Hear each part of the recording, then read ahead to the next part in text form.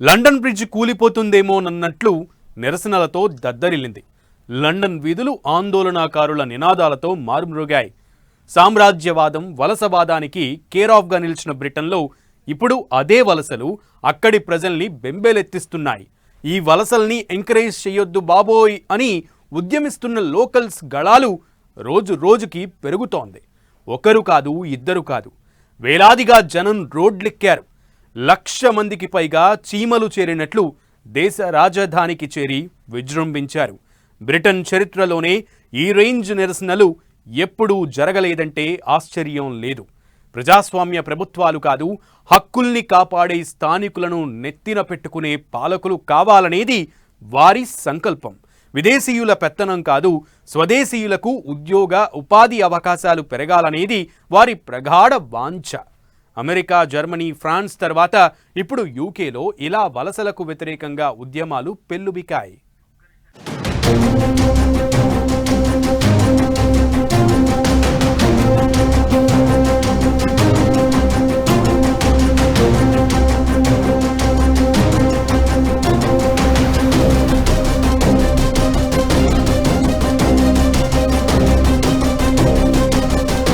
లండన్లో వలసలకు వ్యతిరేకంగా ఆందోళనలు ఉధృతం. చీమల పుట్టల బారులు తీరిన నిరసనకారులు. బ్రిటన్ చరిత్రలోనే 1,00,000 మందితో అతిపెద్ద ఆందోళన. అమెరికా, జర్మనీ, ఫ్రాన్స్, ఇప్పుడు యూకే వంతు. వలసలపై ప్రపంచ దేశాల్లో ఎందుకీ వ్యతిరేకత? వలసలకు వ్యతిరేకంగా ప్రపంచ దేశాల్లో ఆందోళనలు తీవ్ర రూపం దాల్చుతున్నాయి. యూకే రాజధాని లండన్ భారీ నిరసనలతో హోరెత్తింది. బ్రిటన్ చరిత్రలోనే ఇది అతిపెద్ద నిరసనగా నిలిచింది.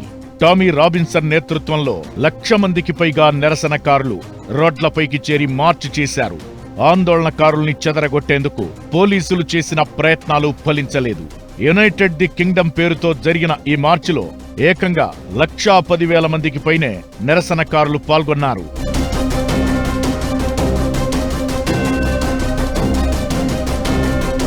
ఒక్కసారిగా జనాలు వీధుల్లోకి రావడంతో లండన్ ఆందోళనలతో మార్మోగింది. లండన్ బ్రిడ్జ్ మీదుగా ఈ ర్యాలీ సాగింది. వలసదారులు నివసించే హోటళ్లు, వ్యాపార సముదాయాలు, ఇతర కార్యాలయాల బయట బ్రిటన్ జెండాలు రెపరెపలాడుతూ నిరసనలు పెల్లుబికాయి. కొందరు అమెరికా, ఇజ్రాయెల్ జెండాల్ని ప్రదర్శించారు. మరికొందరు మేక్ అమెరికా గ్రేట్ అగైన్ టోపిల్ని ధరించారు. ప్రధాని కేర్ స్టార్మర్ను విమర్శిస్తూ నినాదాలు చేశారు. వలసదారుల్ని వారి వారి దేశాలకు వెనక్కి పంపాలని నినదించారు. ఈ ర్యాలీకి కౌంటర్గా స్టాండప్ టు రేసిజం పేరుతో మరో నిరసన కార్యక్రమం జరిగింది. దీంతో లండన్ వీధులు మొత్తం ఆందోళనకారులతో నిండిపోయాయి.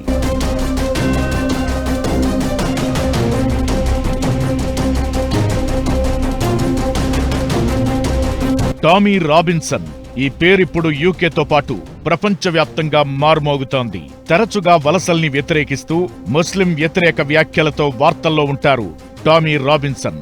జాతీయవాదంతో 1,00,000 మంది అభిమానుల్ని సంపాదించుకున్నాడు.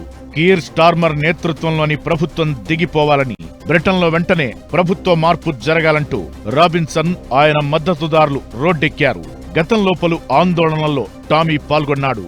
చాలాసార్లు జైలుకు కూడా వెళ్ళొచ్చాడు. కానీ ఇంత పెద్ద ఆందోళనను లీడ్ చేయడం ఇదే ఫస్ట్ టైం.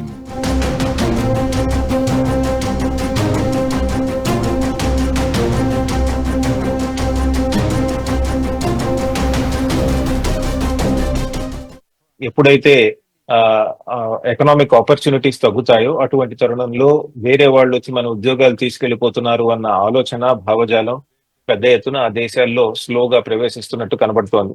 గత 2-3 దశాబ్దాలుగా పెద్ద ఎత్తున ఈ యూరోపియన్ దేశాల్లో ఆఫ్రికా లేదా మిడిల్ ఈస్ట్ లేదా మిగతా ప్రాంతాల నుంచి పెద్ద ఎత్తున ఇమిగ్రేషన్ ని అలౌ చేయడం జరిగింది. కార్మికుల సంఖ్య తక్కువగా ఉందన్న భావనతో పెద్ద ఎత్తున కొంత ఇమిగ్రేషన్ అలౌ చేయడం జరిగింది. వీళ్ళు చాలా ఎక్కువగా వచ్చేశారు.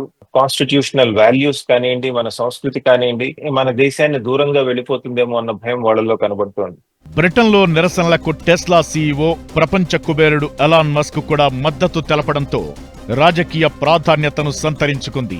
పోరాడండి లేదంటే చనిపోతారు అంటూ ఎలాన్ మస్క్ వర్చువల్ గా పాల్గొని ఆందోళనకారులను ఉద్దేశించి కీలక వ్యాఖ్యలు చేస్తూ ఈ నిరసనలకు మద్దతు పలికారు. యూకేలో పాలన మారాలని మార్పునకు పిలుపునిచ్చారు. దేశం విధ్వంసం అంచున ఉందని హెచ్చరించారు. బ్రిటన్ పౌరుడిగా ఉండటం గొప్ప విషయమని, కాని అదే దేశం ఇప్పుడు నాశనమైపోతుంటే చూస్తూ ఉండలేకపోతున్నానన్నారు. యూకేలో భారీగా పెరిగిన అక్రమ వలసలు చివరకు విధ్వంసం సృష్టిస్తాయని, వీటికి వ్యతిరేకంగా పోరాడి తీరాలంటూ పిలుపునిచ్చారు. ప్రపంచవ్యాప్తంగా చాలా దేశాల్లో పాలకుల తీరు, ప్రభుత్వ విధానాలపై తిరుగుబాట్లు ఆందోళన కలిగిస్తున్నాయి. America, Germany, France, United Kingdom వంటి దేశాల్లో వలసలపై వ్యతిరేకత ఈ మధ్య కాలంలో బాగా పెరిగింది. యూరోపియన్ దేశాల్లో దక్షిణ ఫ్రాన్స్, జర్మనీలో ఎక్స్ట్రీమ్ రైట్ పార్టీలు ఎన్నికల్లో గెలుపొందుతున్నాయి. అయినా ప్రజా వ్యతిరేకతను ఆపడంలో విఫలమవుతున్నాయి. అమెరికాలో డెమోక్రటిక్ పార్టీని ఓడించి ట్రంప్ రెండోసారి అధికార పగ్గాలు చేపట్టాక వలసల్ని నియంత్రించేందుకు చర్యలు చేపట్టారు. యూకేలో కూడా లేబర్ పార్టీ ప్రభుత్వం కఠిన చర్యల్ని తీసుకుంటోంది. కానీ రోజురోజుకి ఆర్థిక ఒత్తిడి, సాంస్కృతిక భయాలు, భద్రతా సమస్యలు, రాజకీయాల్లో తగ్గుతున్న స్థానికత ప్రాధాన్యం, ఇలా చాలా కారణాలు యువతను రోడ్లపైకి వచ్చేలా చేస్తున్నాయి. ముఖ్యంగా విదేశీయుల నుంచి ఈ దేశాలకు వలసలు పెరగడంతో స్థానికులకు ఉద్యోగ, ఉపాధి, పారిశ్రామికంగా ప్రాధాన్యత, భద్రత తగ్గుతూ వస్తోంది. ఇది అక్కడి ప్రజల్లో ఆగ్రహానికి ప్రధాన కారణంగా ఉంది.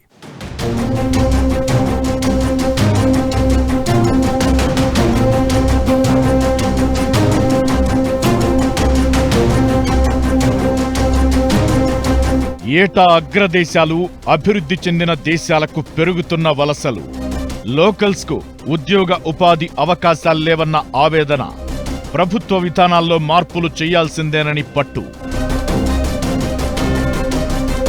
అవును, అగ్రదేశాలుగా, అభివృద్ధి చెందినవిగా చెప్పుకునే పలు దేశాల్లో పాలసీల మార్పులను ప్రజలు చాలా బలంగా కోరుకుంటున్నారు. స్థానికులకు అవకాశాలు పెరిగేలా ఉండాలని పట్టుబడుతున్నారు. ట్రంప్ టారిఫ్ల వడ్డింపులకు కూడా ఇదే కారణం. భవిష్యత్తులో అమెరికాలో ఉద్యోగాలు, ఉపాధి అవకాశాలు, వ్యాపారాల్లో అమెరికన్లకే ఎక్కువ ప్రాధాన్యం ఉండేలా చేస్తానన్న హామీని నిలబెట్టుకునే క్రమంలోనే ఈ పాలసీలను మార్చుతోంది White House. Make America great again అన్న నినాదానికి బీజం పడింది ఇందుకే. ట్రంప్ను రెండోసారి గెలిపించుకుంది కూడా అందుకే.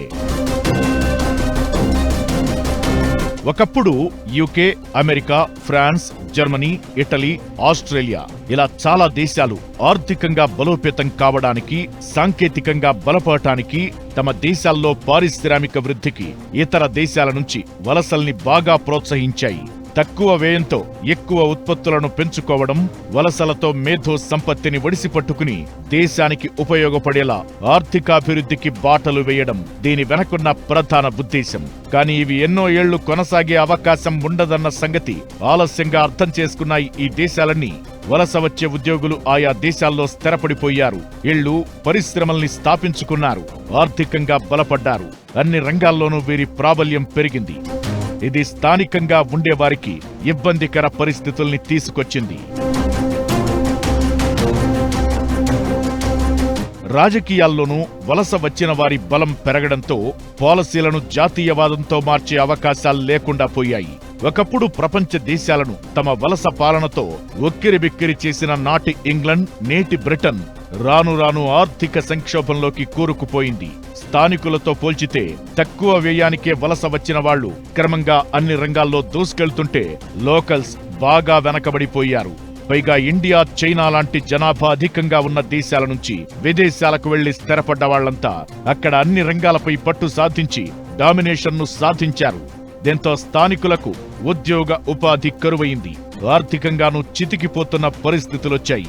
ఇవే ఇప్పటి తరం ఆందోళనలకు ఆజ్యం పోస్తున్నాయి. కొన్ని విపరీత ధోరణులకు వెళ్లి వలస వచ్చిన వారిపై దాడులకు ఉసిగొల్పుతున్నాయి. చాలా దేశాల్లో రేసిజం, గన్ కల్చర్ ఇప్పుడు పెరుగుతుండడానికి ఈ ఫ్రస్ట్రేషన్ కూడా కారణమే.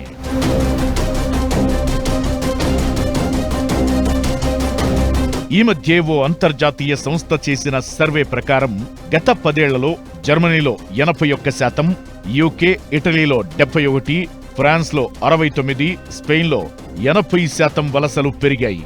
విద్య, ఉద్యోగం, ఉపాధి, పారిశ్రామిక, రాజకీయంగా వలసలు వచ్చి స్థిరపడ్డ వారి సంఖ్య అగ్రదేశాల్లో పెరుగుతోంది. దీంతో అక్కడ రాజకీయ ప్రాబల్యాన్ని కూడా శాసిస్తోందన్న ఆందోళన స్థానికుల్లో ఉంది. సెటిలర్స్ స్థానిక ప్రభుత్వాలను గుప్పెట్లో పెట్టుకుని పాలసీలను తమకు అనుకూలంగా మార్చుకుంటున్నారన్న ఆక్రోశం ఆయా దేశ ప్రజలది. అందుకే యువత ఫ్రాన్స్ రోడ్లపైకొచ్చి ఉద్యమాలకు దిగుతున్నారు. పాపులేషన్ పర్సంటేజెస్ మారిపోతాయేమో అన్న భయం కూడా ఈ దేశాల్లో ఉంది. కొన్ని దేశాలు మన దేశాల నుంచి డాక్టర్స్ ని కానివ్వండి, మిగతా వాళ్ళని కానివ్వండి, సాఫ్ట్వేర్ ఇంజనీర్స్ ని కానివ్వండి ఎంకరేజ్ చేయడం జరిగింది. ఈ రోజు కొద్దిగా ఆర్థికంగా సంక్షోభంలో ఉండేసరికి వీళ్ళ మీద వ్యతిరేకం క్లియర్ గా కనబడుతోంది.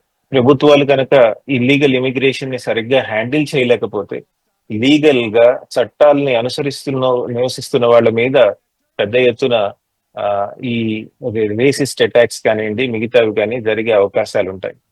ఇల్లీగల్ ఇమిగ్రేషన్ ని ఎలా హ్యాండిల్ చేయాలి, లీగల్ ఇమిగ్రేషన్ వాళ్ళని బాధ పెట్టకుండా ఎలా ఉంచాలి, వైలెంట్ యాక్షన్స్ కి కారణం కాకుండా చర్యలు తీసుకోవాల్సిన అవసరం ఉంటుంది. ఏ దేశంలోనైనా స్థానికులకు ఉద్యోగ ఉపాధి అవకాశాలు, వ్యవసాయం, నిత్యావసరాల ఉత్పత్తి కోసం వేరే దేశాలపై ఆధారపడకపోవడం ఆ దేశ జీడీపీని, అభివృద్ధిని సూచిస్తుంది. కానీ పెరుగుతున్న వలసలు ఆర్థికంగా సమస్యల్ని తెచ్చిపెడతాయి. ఇళ్ల ధరలు, నిత్యావసరాల ధరలు లేబర్ మార్కెట్లో పోటీని పెంచుతాయి. ఇవి స్థానికుల్లో అతిపెద్ద ఆందోళనకు కారణమవుతోంది. అక్కడ్నుంచే తిరుగుబాటు మొదలై ప్రభుత్వాలకు చిక్కుల్ని తెచ్చిపెడుతోంది.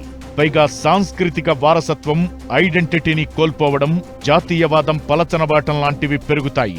ముస్లిం దేశాల నుంచి అమెరికా, యూరప్ దేశాలకు పెరిగే వలసలు ఉగ్రవాదాన్ని క్రమంగా పెంచేందుకు కారణమవుతోంది.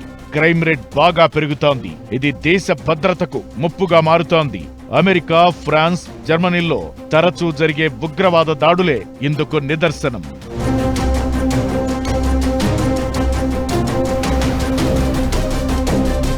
విదేశాల్లో ఒకప్పుడు ఎక్స్ట్రీమ్ లెఫ్ట్ పార్టీలు వలసలకు వ్యతిరేకంగా పోరాటాలు చేసేవి. ఇప్పుడు మారిన రాజకీయ పరిస్థితులతో అమెరికాలో రిపబ్లికన్, జర్మనీలో ఆల్టర్నేటివ్ ఫర్ జర్మనీ ఏఐడి పార్టీలు ఎక్స్ట్రీమ్ రైట్ వింగ్ పార్టీలైన వలసల్ని వ్యతిరేకిస్తున్నాయి. డెమోక్రటిక్ విధానాలను ప్రశ్నిస్తూ జాతీయవాదం, లోకల్స్ కు వాయిస్ గా ప్రతిధ్వనిస్తున్నాయి.